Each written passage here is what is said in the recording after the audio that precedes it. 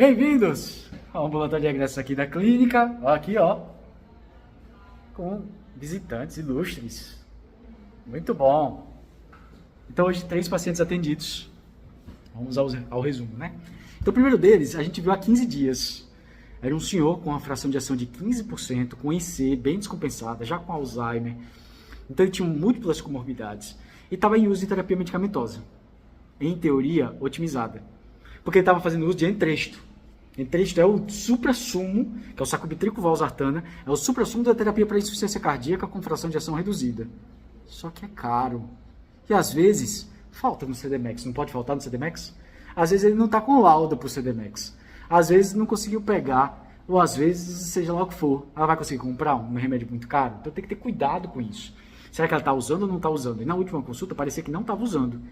Enquanto isso, estava com simvastatina, uma medicação cara para insuficiência cardíaca, e estava com simvastatina podendo ser utilizado um pouco mais, porque ele tinha inclusive uma diagonal, uma artéria diagonal com 60% de obstrução no seu, de lesão na sua porção ostial, que não justificava o quadro de insuficiência cardíaca desse paciente. Então o que é que a gente fez? A gente acabou otimizando, só que trocando de Entresto dose baixa para um IECA, um enalapril, uma dose um pouco mais alta. Só que a gente tem que ter um períodozinho de washout, que é um períodozinho para desmamar da medicação, enfim. E aí a gente começou a enalapril, dose máxima. A gente manteve o Concor, espironolactona, a gente trocou pelo eplerenone, lembram disso? Porque a espironolactona pode dar como efeito colateral ginecomastia dolorosa, que ele teve queixa. Aí a paciente conseguiu achar o eplerenone, um derivado semissintético do antagonista mineralocorticoide. Estava com forxiga, e aí ele voltou simplesmente bem o quê? Bem melhor. Estava com ortopneia, estava com dispneia paroxística noturna na última avaliação, e agora ele estava melhor. Só que ele mantinha uma pressão um pouco mais alta, 13/8, não foi? Ele mantinha um ritmo irregular de fibrilação atrial, só que com frequência cardíaca acima de 80. Então são coisas que ainda fazem com que a gente pense, peraí, ele está bem, mas ele poderia estar melhor. Ele talvez esteja em classe funcional 1/2, ou seja, com poucos sintomas, mas talvez porque ele não faça muito esforço. Concorda comigo que se ele fizer um esforço um pouco maior, talvez ele sinta? Então, não sei se ele está totalmente assintomático. Então, o que é que a gente vai fazer? Tentar otimizar um pouco mais ainda a terapia medicamentosa dele. Como ele já estava com IECA, dose máxima, a gente pode adicionar hidralazina mais nitrato. Hidralazina com monocordil. Só que estava 13/8 no idoso frágil, eu não posso começar uma dose muito alta. Então, a gente foi tateando uma dose baixinha. E uma outra situação era que, apesar de dose máxima de beta-bloqueador, que era o Concor, o bisoprolol, ele ainda estava com a frequência cardíaca um pouco alta. O que é que a gente vai fazer? Colocar uma outra medicação cronotrópica negativa, que vai diminuir um pouco a frequência cardíaca. No caso de ritmo sinusal, eu posso colocar ivabradina. Nele, que era uma fibrilação atrial, a gente vai colocar digoxina. Só que tem que ter cuidado, que a gente conversou, que a dose tóxica é bem próxima da dose terapêutica. Via de regra, a gente usa meio comprimido para não intoxicar.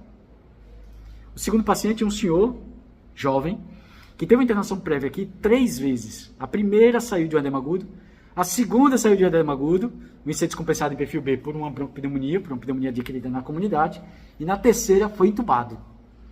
Edema agudo. 3 meses seguidos. 2 meses, né, no caso. 3 internações em 2 meses. O que significa? Significa que ele provavelmente, edema agudo de pulmão na apresentação de um quadro clínico, é um critério maior de Framingham para insuficiência cardíaca. Só que no caso, o que é que ele teve? Ele teve um edema agudo de pulmão hipertensivo. O que é que significa isso? Mesmo que eu não tenha disfunção ventricular. Mas a pressão na aorta está muito alta. O que é que eu tenho que fazer com a pressão no ventrículo? Se, aquela coisa que a gente conversou, num sistema cardiovascular que é fechado, eu só tenho fluxo de sangue de onde tem mais pressão para eu ter menos pressão. Então, para que eu tenha fluxo anterógrado, eu preciso ter a pressão no VE maior do que o da aorta. Porque senão não vai. Se a pressão na aorta está muito alta, 240 por 140, era a pressão sistólica de 240. O VE vai ter que estar com a pressão quanto? Sistólica maior do que isso. Aí a pressão do VE não subiu? O que é que vai ter que acontecer com a pressão no átrio esquerdo? Tem que subir também, não vai? A pressão no átrio esquerdo alta. O que é que vai acontecer com as pressões nas veias pulmonares que estão chegando? Não vou ter que subir também? Retrogradamente? Vai ter que subir. Aí eu tenho um capilar pulmonar junto de um alvéolo. A pressão do capilar pulmonar não está alta? O que é que vai acontecer então? Transudar.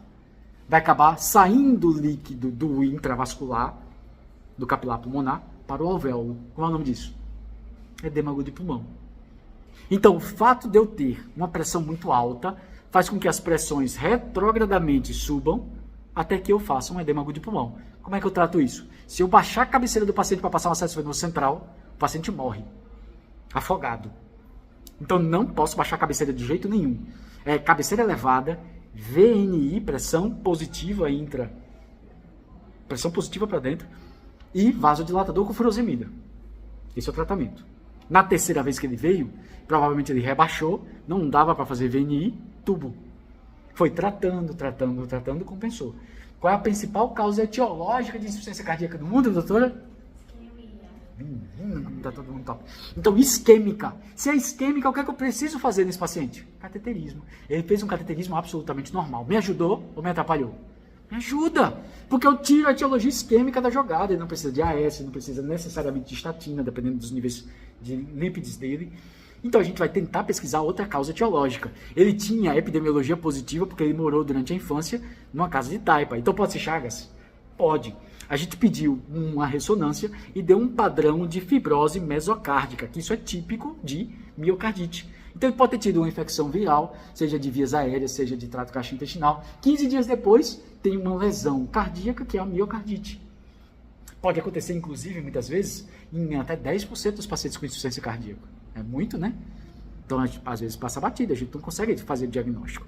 Então, nesse caso, deu como se fosse realmente uma miocardite. Como não tem uma miocardite fulminante, a gente vai fazer terapia clínica para insuficiência cardíaca. Aí vem outro pulo do gato que vocês aprenderam aqui.